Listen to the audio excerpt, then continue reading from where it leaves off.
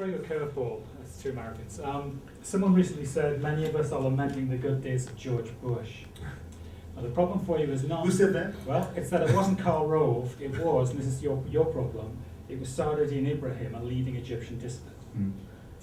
And that fits into a bigger pattern, which is that we have Iranian demonstrators holding up banners saying, Obama, which side are you on?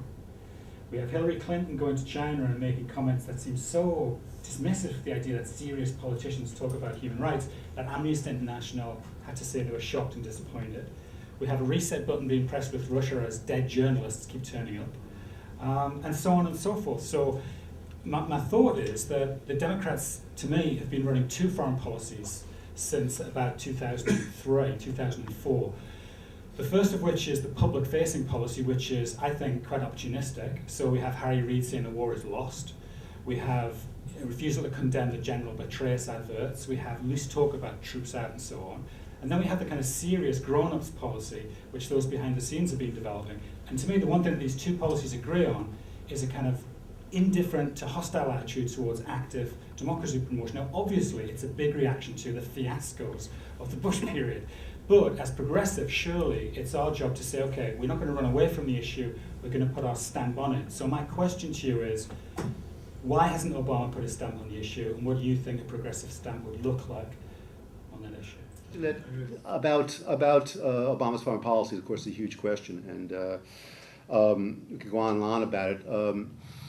You know, as Alan said, the disillusionment among most Democrats with democracy promotion was so deep that politically, for Obama to sort of take up where Bush left off would have been impossible, I think, politically, whether he wanted to do it or not. And I think, of course, as you know, during the campaign, the one consistent theme in his campaign was, we want to talk to people. You know, we want to deal with people.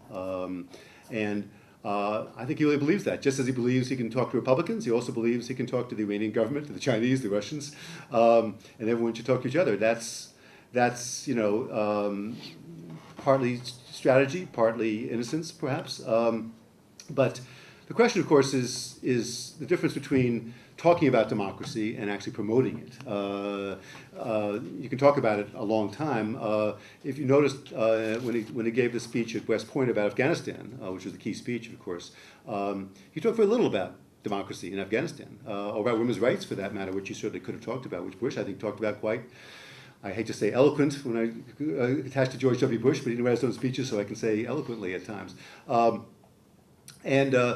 Obviously, he understood that not just the party, but also his party, not just the party, but most voters generally are in the same place most voters were in the 1930s in the United States. Not isolationists necessarily, but we've gone beyond that. But that they don't really want to be bothered by serious problems in the rest of the world. And so whether Obama would like to promote democracy more than he has, I think he's made some good statements on Iran when the demonstrations took place. But again, he's being pressured by the Israelis, certainly, saying, you better act, you better do something soon, or else we might have to. And so there's all these cross currents, I believe. So though I share your wish list in that sense, and the wish list of other people in the room, I think he has to pick his spots. And he's decided, of course, that his priorities are Afghanistan, Israel and the Palestinians, China in different ways, of course, but certainly Google's done more to speak up for democracy in China than Hillary Clinton or Barack Obama has, and that's not a good thing. But then with the Chinese role in the American economy, again, it's perhaps not surprising.